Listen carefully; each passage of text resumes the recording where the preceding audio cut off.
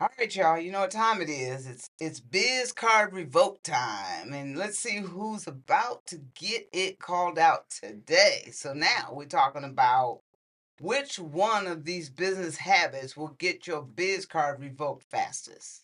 Okay. Here we go. Ignoring a customer's email for a week, giving attitude when someone asks for a refund, or forgetting to follow up after a sale.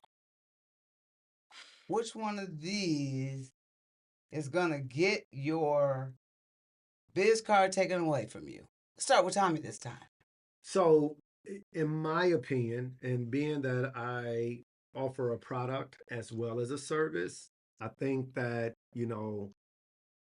when I think about customer communication, it's absolutely key, right? So, if you do not respond to a customer's email, you're telling them that they're not a priority. Mm-hmm. And to tell them that they're not a priority puts you in a situation where you are having to rebuild and reestablish that relationship.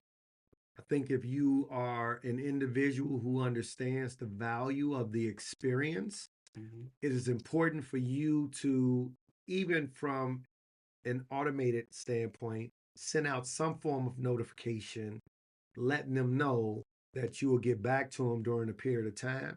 But to not have any communication, you're putting your business at risk. Yeah, I would have to agree with that. So, what do you think about that, Tav? You think the same, or you I got a think the different same. opinion? You think I the I same? think the same. Yeah. And I'm gonna speak to why I'm not choosing ignore someone's email for a week, because we are small businesses. And so sometimes you may have all the desire to keep up with your inbox, and sometimes that's just not realistic. Um but choosing not following up after a sale, that kind of energy in your business has to be prioritized.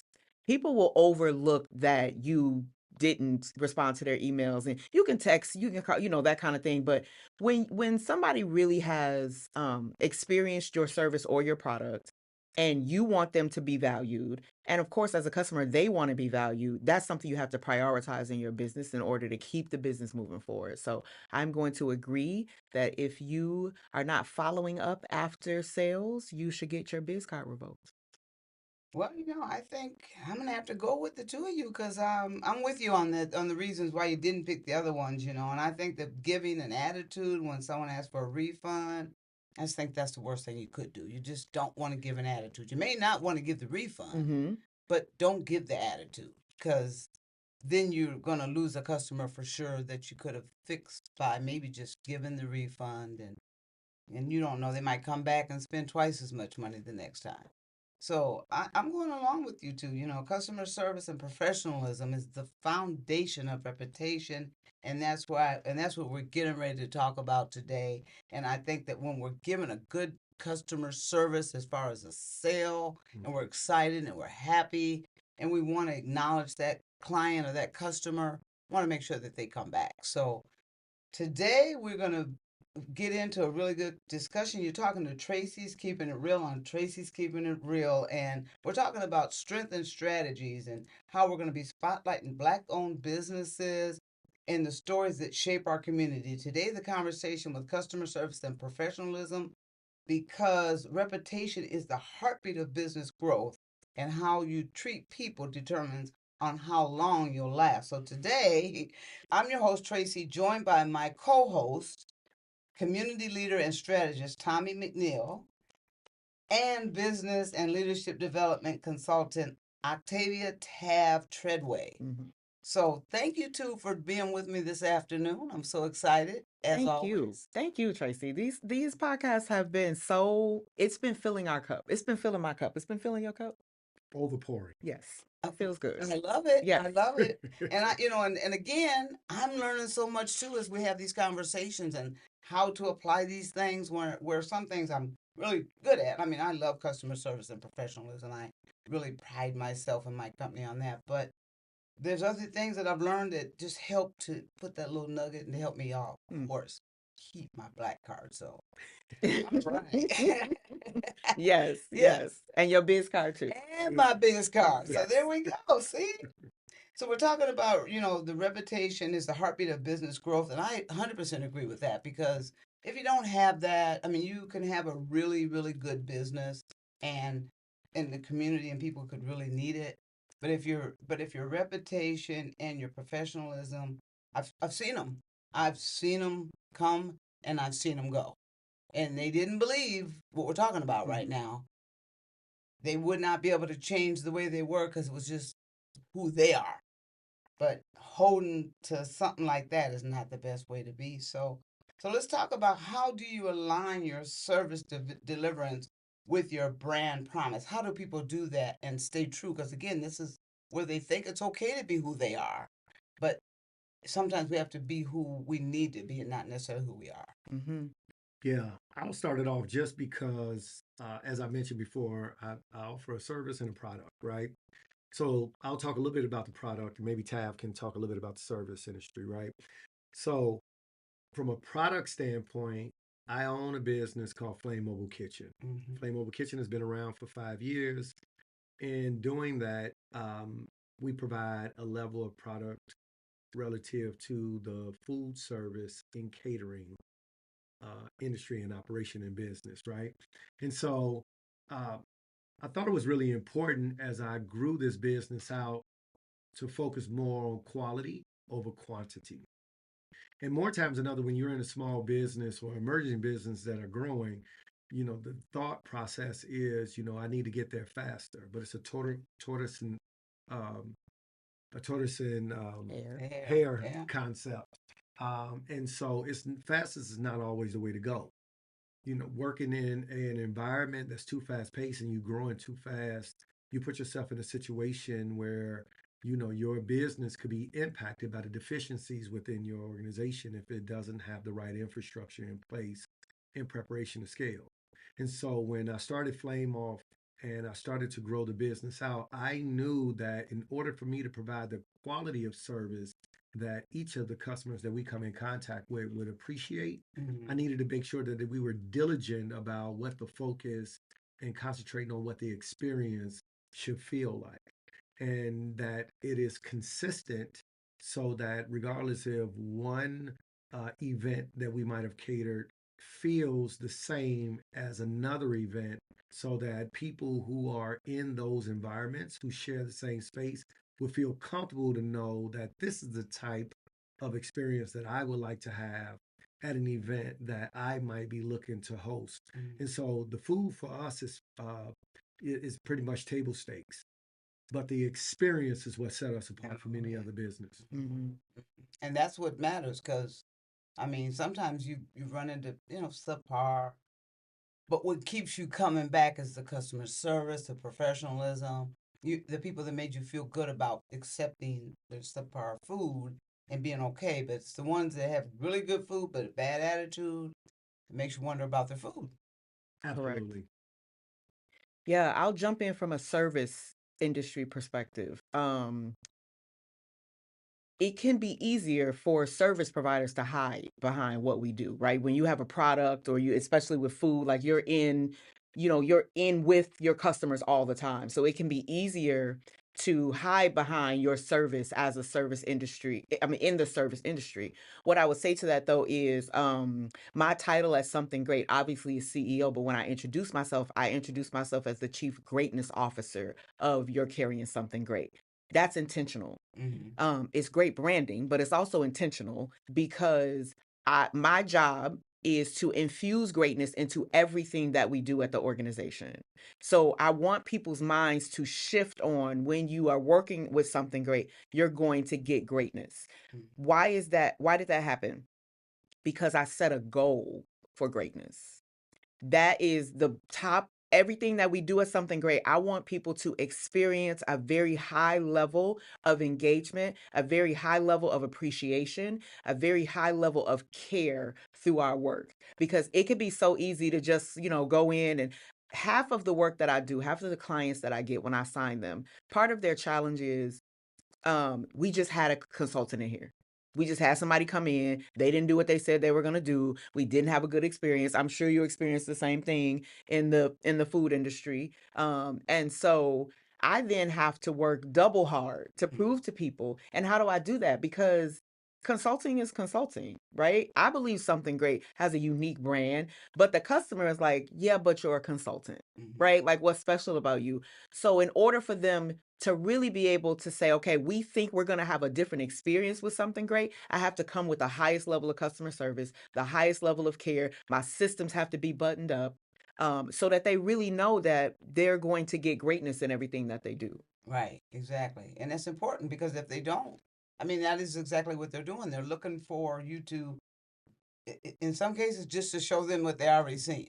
Because they're expecting it. That's what they're expecting. Correct. So it's like, okay, I just know it's just anytime now. And then when you get to the end of your presentation or the end of your day and they didn't see that, that's when they open up and they're like, okay, well, maybe this is different. But if they see anything creeping out from what they've already dealt with, that makes it hard for them to want to. And it's understandable because it just, a lot of us don't have a lot of time to repeat bad behavior. No. And can we keep it real too? And when we talk about keeping it real, right? I think about some of the emerging businesses that are growing, and we're measured against not only ourselves as minority based, Black owned business, but we're also held to a different standard of maybe some of the larger organizations that have a lot more resources. So when I hear Tab talk about doing double the amount of work, it is that we do have to prove ourselves and we do have to have a level of excellence about how we think in terms of our growth mindset. And we can't settle with just having subpar work and being okay with that. And because what you're doing is you're actually not only affecting yourself, but you're affecting other businesses that are around you that have people reluctant to want to do business with smaller organizations that don't have those things. And so we have to, it's important for us to work extra hard. And although it's may feel unfair that we have to do it, there's a history of our livelihood and our ancestors who had to do the same thing, right? And in order for us to really focus on building generational wealth and building a legacy within your family and your structure, we have to set ourselves above the rest, which means that by us pioneering and going through that process, it's going to be more difficult if we're aiming for the top tier of excellence. So if we was to keep it real, I want to make sure that the listening audience understand that we have to set the expectations and the standard above all. If you're in a business and you're doing subpar work, you have to be honest with yourself and step up your game. You have to, and you have to be honest with yourself and say, "Would this be something I'd want?" And set the bar Great enough question. for yourself so that your bar is high enough so that you're not wanting anything lesser than that. So don't set it where you think everybody else can come. You're so low that they gonna meet you there and be okay. You gotta raise the bar for yourself, and then for me, I'm about raising the bar for my people. I want my people to understand I want to do business with you, but we're not doing it at a bad level. We got to bring it up. And I think we got that in each other to bring it up and to bring our best to the table. Agreed. And there's nothing wrong with that. And so when we talk about that, we talk about customer care and how that builds trust in our community and it creates longevity within our community and the businesses that we're running. So, if we have simple habits that elevate clients' experiences, and Tommy kind of spoke a little bit to that, it's like response time. It's just a little habit that it don't hurt to bring it up. Don't just, oh, you're gonna get there when you get there. That's not acceptable. Don't make me stand there for 20 minutes while you and your coworker are hashing out the last incident that happened. That can happen later, and I've literally had that happen. That experience. I've gone into business and I'm like, are you kidding me? I'm standing here listening to y'all talk about something you can talk about later. Right. That's bad business. And then also talking about the tone. You walk up, you're kind of mad because somebody just irritated you. I'm not the one that irritated you yet. Now we're on our way to me being the second person to irritate you because now you just irritated me. So it happens, And then the follow up. We're terrible with that. Sometimes I'm guilty of that and I got to get better.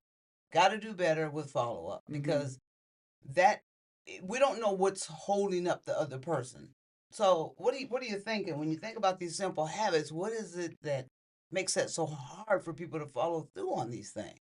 Well, I think part of the challenge is as small businesses, we're trying to do too much.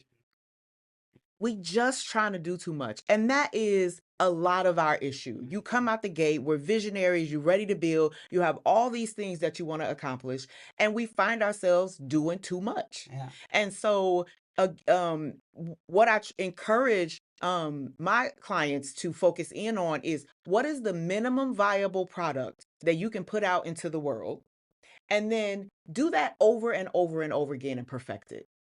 That way you can start to see, oh, every time we do this, we should put a little more something in there. Or every time we do that, we should change how we structure it. Or every time, because you have the data, you're creating data for yourself in order to understand what the experience is, not only of the customer, but also of your team. Mm-hmm. Bad customer service often comes, to your point, because your people are frustrated. But then we just stay there and we stop. We just stay in frustration, and then the rest of the day is gone and we don't recover. We have to be able to position ourselves to debrief about these things. What's happening? Can we have a stand-up meeting at the beginning of the day? Can we talk about it at the end of the day?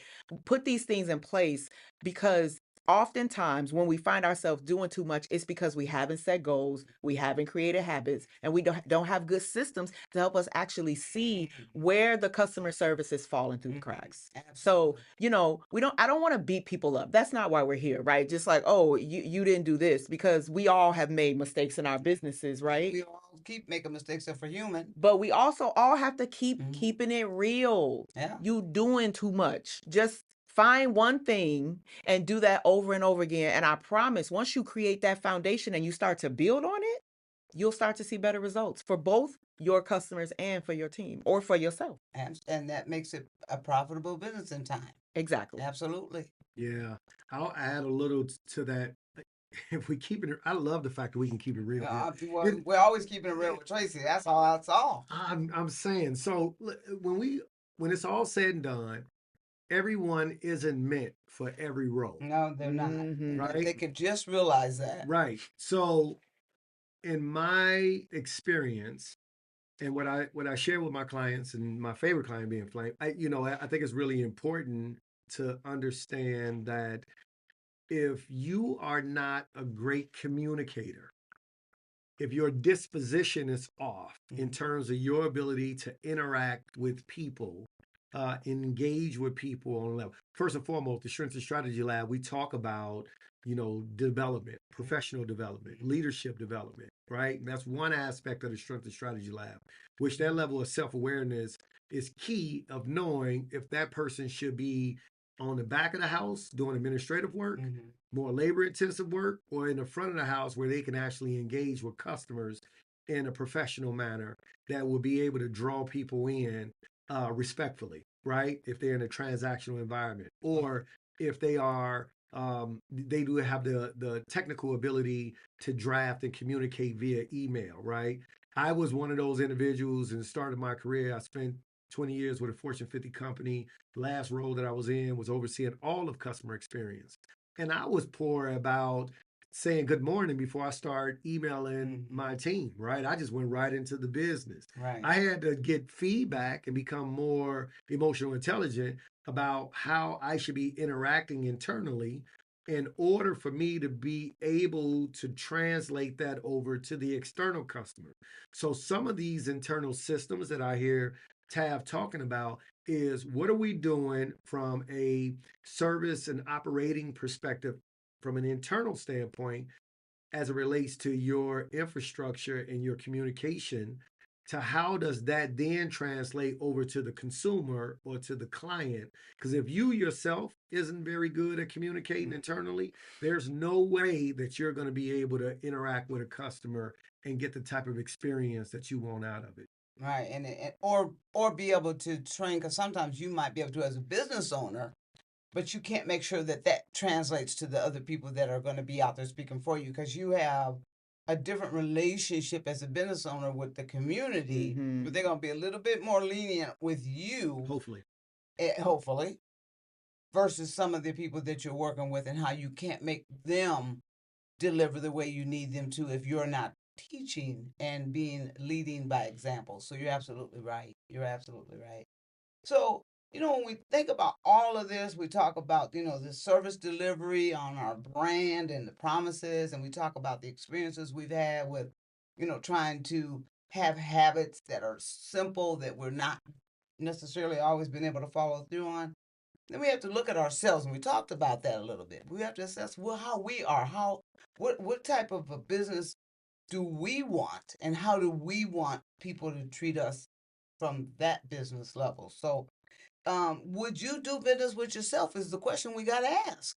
And I've just asked that a little bit ago. It's like, you got to say, would I be okay with that being me? No, no way. So you got to make sure that you're setting the bar so that you can improve and make sure that the people you're doing business with kind of understand where you're coming from. Because there's ways I kind of do both. I try to improve, but I try to make sure that my clients can that bar's there for them as well. Just come up. We both need to step up. So don't come in here mad at me for something that might have been wrong, because I'm gonna be okay to say, okay, we're wrong, but we can come down here and get along. So what are your thoughts when we think about, would you do business with yourself? How do you set yourself up to make sure that you can be ready to deal with people, and that you can answer that question and feel good about yourself?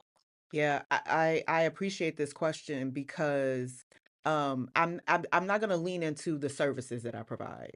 I would do business with myself because of the way that I manage myself as a leader. Because of the way that I consistently push myself to learn more and grow more and figure out the new industry standard information and all those things. If people could see me behind the scenes, I'm constantly podcasting and listening to business podcasts and leadership development podcasts.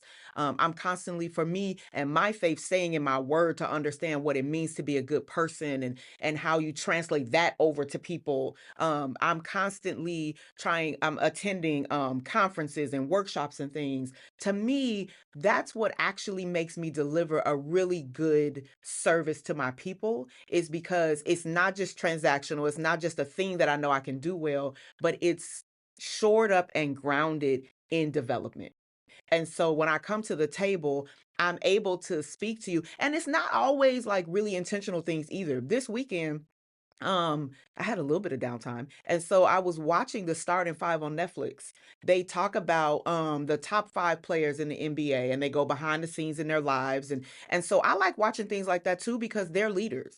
I like to watch how they prepare. I like to watch how they respond to what's happening, the pressure of the playoffs and all of those things, and how they deal with all of that. And so just taking that in, I'm looking for leadership development from every single thing that I'm taking in.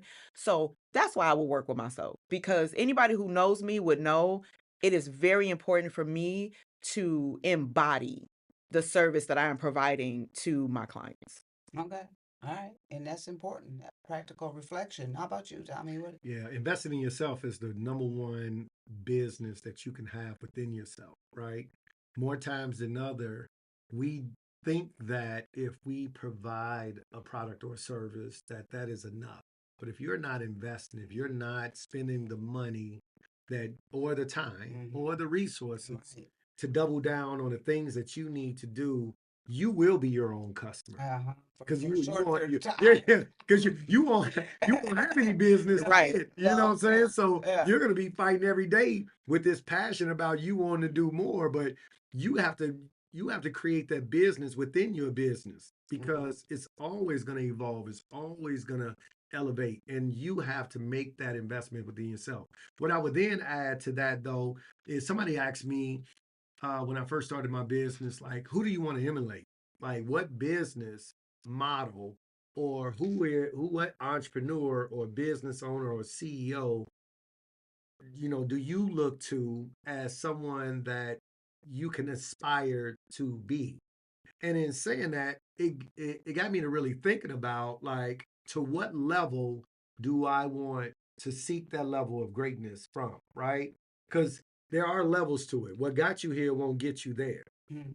So it's important for you as a business owner to go into environments that are similar, the same to you, to see what those expectations are of what you might like out of that in order to continue to build on what your ability and your skill have awarded you the ability to do. And so when you think like that and you go into a shop or a store and says, this is the type of experience I would love to be able to provide to my clients, yet there's something that might be missing there that I can actually solve a problem.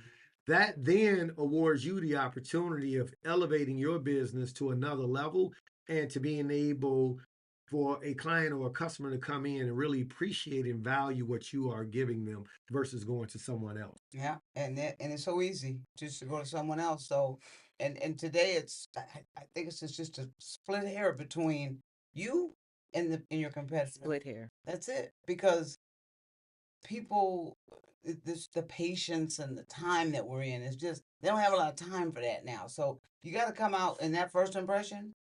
They say it's the lasting one impression. You better believe it. So I just think that, the whole customer service and the professionalism and everything we talked about this afternoon is so key to success in your business that without it, to your point, you'll be your own best customer.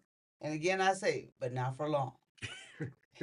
So remember, be your best customer and do yourself right. Stand up to the level that you want to be treated to and treat yourself that way to make sure your clients come through and treat you that way. So remember that Tracey's Keeping It Real with Tommy and Tab, and we're going to be back with some more meat for you to think about. But in the meantime, just remember that keeping it real is the most important thing to your business, and making sure that your customers feel as valued as you want to feel when you walk into their shop.